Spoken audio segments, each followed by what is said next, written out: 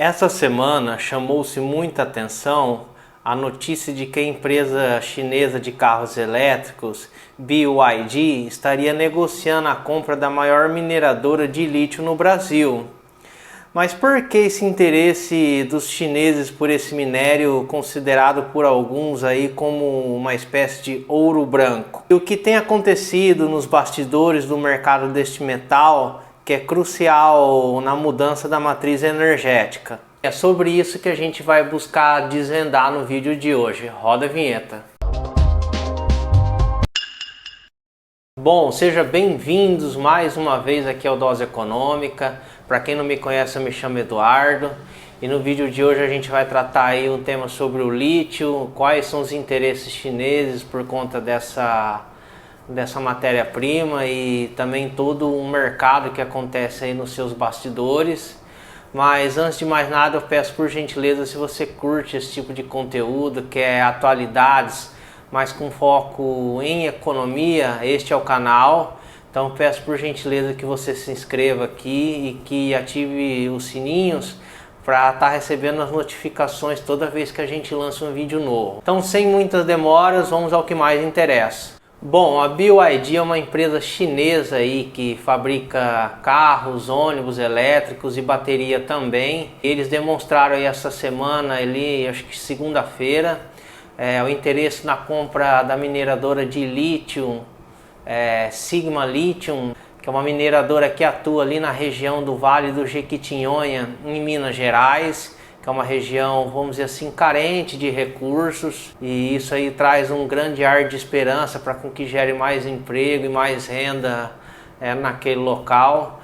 Lembro vocês aqui que essa empresa é operada por um fundo brasileiro, então isso é um plano de expansão da própria montadora chinesa das suas operações aqui no Brasil, pegando ali toda a cadeia produtiva de carros elétricos. Mas por que esse interesse tanto no lítio em si? O lítio é um componente químico que é descrito aí na tabela periódica como Li, então ele aí é um metal mais leve que é encontrado na natureza e ele é encontrado através de duas maneiras. A primeira delas é através de uma espécie aí de salmoura, que é uma mistura de água com sais. Ele é encontrado em lençóis freáticos, então essa mistura é bombeada para cima junto aí com a força da água, e aí esse líquido é armazenado em piscinas, e dessas piscinas aí, como a gente vê nas imagens, ele acaba evaporando toda essa água e esse lítio fica retido e depois é levado para uma refinaria. E esse tipo de atividade é muito feita aí em países como Argentina, Chile e Bolívia, que inclusive é considerado ali como o triângulo do lítio, que detém mais ou menos em torno de 60% das reservas de lítio no mundo.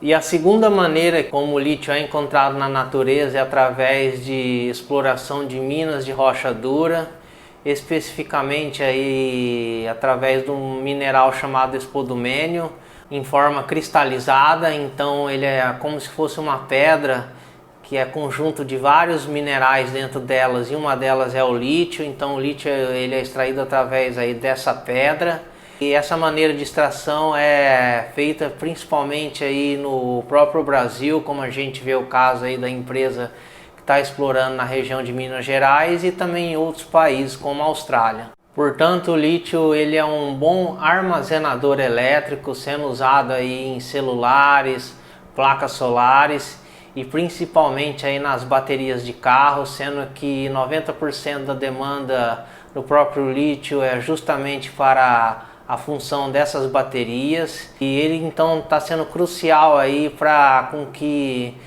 seja feita essa mudança da transição energética, para com que se use cada vez mais energias alternativas. Então aí a gente acaba entendendo por que tamanho interesse chinês nessa busca por esse mineral, e justamente porque a China também está liderando essa transição energética através dos seus veículos e competindo aí no setor automobilístico com carros aí que são feitos nos Estados Unidos e também na Alemanha. E respondendo a segunda pergunta da introdução desse vídeo como estão os bastidores desse mercado, né? Como é que ele funciona. Acho que a gente já pode começar a entender quem são os seus maiores produtores e quem lidera a produção de lítio no mundo atualmente de maneira até um pouco curiosa é a Austrália. Eu achei que fosse os Estados Unidos, mas isso aí foi mais ou menos ali até a década de 90. Então a Austrália, ela assume o posto de primeiro lugar como o maior produtor de lítio no mundo. Depois vem o Chile, em terceiro vem a China e depois a Argentina. E o Brasil fica aí em quinto lugar. E na parte de baixo a gente vê aí aonde que existe as maiores reservas de lítio no mundo. E quem lidera aí é a Bolívia e depois a Argentina. Em terceiro os Estados Unidos, em quarto o Chile. Depois vem a Austrália e China.